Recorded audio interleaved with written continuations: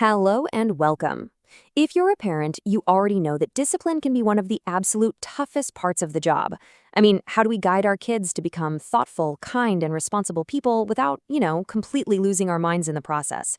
Well, in this explainer, we're going to dive into the evidence-based strategies that can totally transform this challenge. Oh, we have all been there. You're standing in the middle of a messy room, you've asked for the 10th time, and you're starting to wonder if you're even speaking the same language.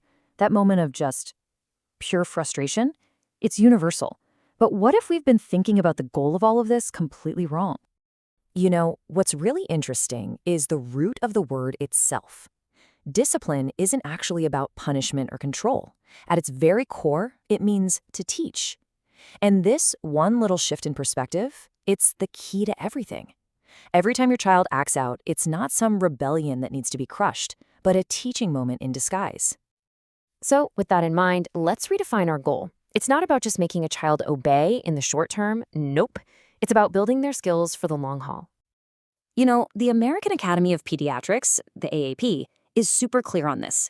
When we focus on just controlling our kids, we might get them to comply for a minute, sure, but we're missing the bigger picture.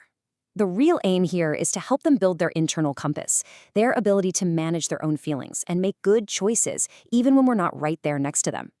This whole approach builds a foundation of trust and respect, instead of one based on fear.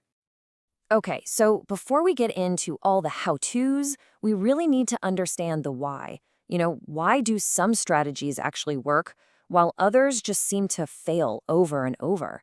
Well, the answer is in the science of their developing brain. Think of it this way.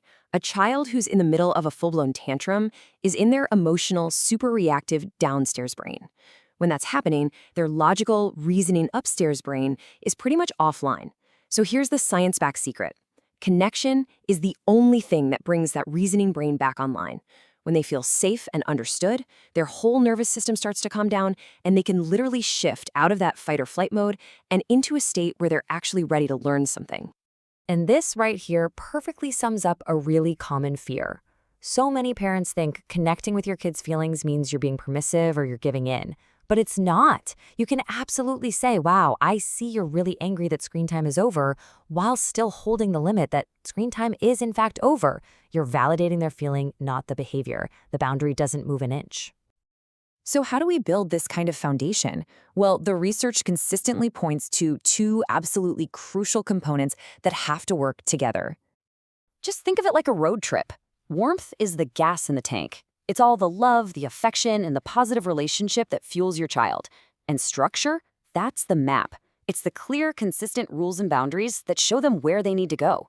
You absolutely need both to get to your destination. Okay, we have the mindset, we've got the foundation. Now let's get to the good stuff. Let's fill your toolkit with practical, evidence-based strategies you can start using, like today. The Raising Children Network explains that consequences can be really powerful teachers. A natural consequence is one that just happens on its own. If you refuse to wear a coat, well, you're going to feel cold. A logical consequence is one you set, but it's directly related to the action.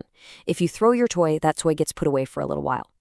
Both of these teach responsibility without any shaming involved. Oh, this is a game changer. How we phrase things matters so much. Saying, don't throw your jacket on the floor, tells a kid what not to do, but it's not actually a clear instruction. On the other hand, please hang your jacket on the hook is specific, it's positive, and it tells them exactly what they should do. It just sets them up for success. And of course, our strategies have to grow right along with our kids. For toddlers whose impulse control is basically zero, redirection is your absolute best friend. For preschoolers, you can start to introduce simple cause and effect with tools like a timeout. And for your grade schoolers, you can start having those more complex conversations about choices and earning privileges. It can be so helpful to have a script ready for those really tough moments. Think of it as a simple 3-step dance. First, you acknowledge the feeling. Second, you state the limit. And third, you offer a positive alternative. Something like, I know you're so mad, but we don't hit people. You can hit this pillow as hard as you want. See, it honors their feeling while teaching a much better way to express it. All right, so knowing what to do is important, but knowing what not to do is just as crucial. Multiple sources, including the AAP, are very clear that some common discipline tactics aren't just ineffective, they can be actively harmful. The research is crystal clear on this. Spanking doesn't teach self-control. It actually increases aggression and fear. Shaming a child by saying something like, "Why can't you be more like your sister?" teaches them that their worth is conditional. And bribing them to stop a tantrum? Well, that just teaches them that throwing a tantrum is a great way to get a reward. Okay, let's get real. Applying all these tools in the real world with all its messiness and unique pressures, well, that's a whole other story, isn't it? This is such an important question. Parenting doesn't happen in a vacuum, right? Our family structures, our cultural norms, all the daily stressors, they all play a huge role. In the US, for example, you might be dealing with challenges like the immense weight on a solo parent, that daily exhaustion from the after-school homework battle, or trying to co-parent with different rules. The goal here isn't perfection. It's just about finding small, consistent ways to connect, even when everything else feels totally chaotic.